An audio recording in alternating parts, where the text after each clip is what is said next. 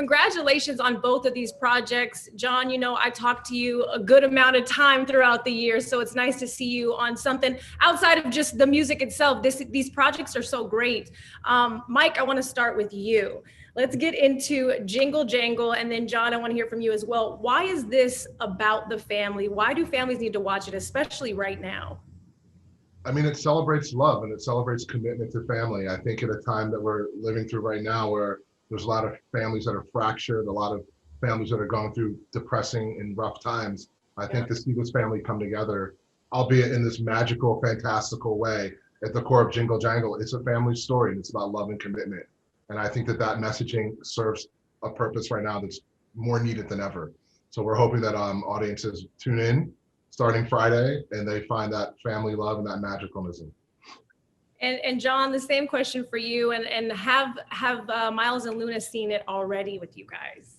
Luna has seen a rough cut of it. Miles hasn't seen any of it yet, and I'm excited. We're gonna go to the drive-in premiere of it, and they're gonna see the full final version with all the effects and everything locked for the first time. And so I am so excited for them to see it.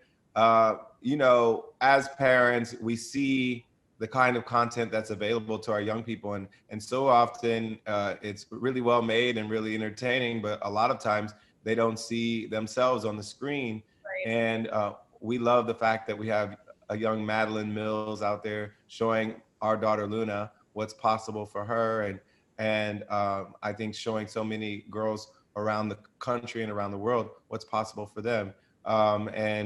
This whole film, like Mike said, is about family, but it's also about dreaming big and having a vision of what's possible, even if it seems impossible at the time. And I think that through line, that theme is going to be really powerful for so many young people. And we're happy that we were able to be a part of a film that tells that story. I mean, the hope is that the film has what we like to call the Black Panther effect. Albeit it's not Black Panther, but we hope that little boys and girls of color throughout the world get to see themselves on posters, on screens, and feel inspired and feel acknowledged. Absolutely. And I think that starts from the team, like you guys putting it together. There, you can see yourself, young kids can see themselves. Representation does matter. I need everyone to know that. Your other project, I don't have a lot of time, so I'm hopping to the next one, which is amazing. Yeah. And there's a line in there, be who you are, and that is enough. I cried. It's been an emotional time for all of us, but watching this really gives you a sense of hope. I'm talking about giving voice. Yeah, so just to explain the premise of Giving Voice, it's about a group of young people from all around the country who dream of being stage actors, and they are in a monologue competition, reading monologues from the great work of one of our great American playwrights, August Wilson. He's a Black man who grew up in Pittsburgh, and he devoted his life to telling the stories of the people he grew up around in this community. And so he is an iconic playwright, award-winning playwright. We actually produced a Tony Award-winning play of his called Jitney. He's meant so much to so many people in the theater community. And every year they put on this competition where these young people get to read monologues from his work and get a chance to win this competition. And so the documentary follows them, their stories, their individual stories, some of the hardships that their families have gone through, and all of them having this dream of doing something really big on the stage in New York. And it's such a powerful film, such an inspiring film. I wrote a song for it called Never Break. And it's really emotional. And I think you won't be the only one that cries when they watch it.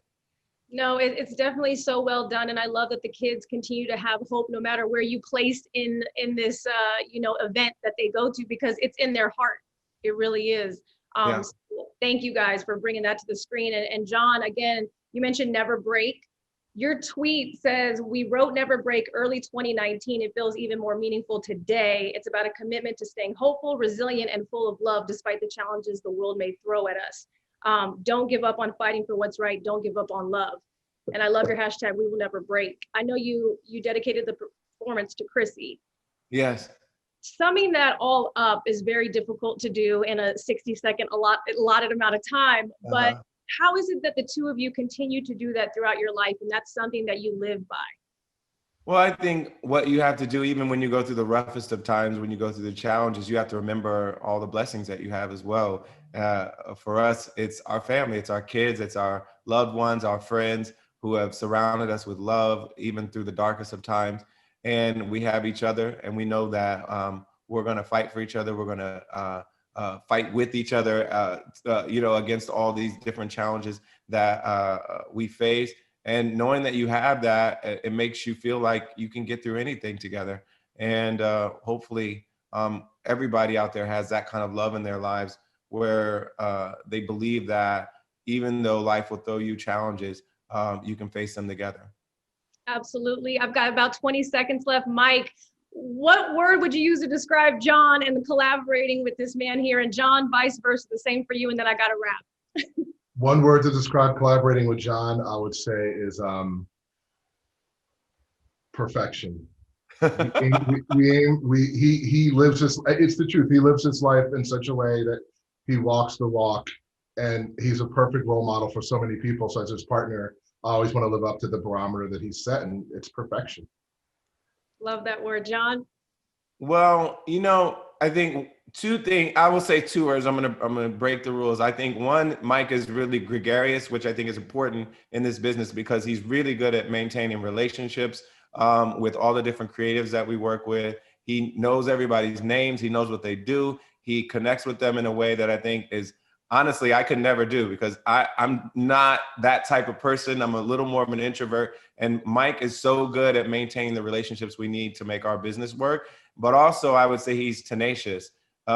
He doesn't take no for an answer. He's persistent. And he, just keeps going even when things are challenging and we face adversity. He keeps fighting for getting our vision onto the screen. And I think that's really critical as a producer for him to have those skills. And we've had so much fun making really cool content together over the years.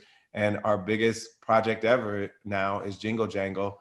And that's pretty exciting. And I'm excited that it's out there for the world to see this weekend. Absolutely. You guys, thank you. It's always a pleasure, John. Mike, it's so great to meet you. Thank you for taking the time. You guys stay safe. Thank you. Happy holidays. You too. Thanks.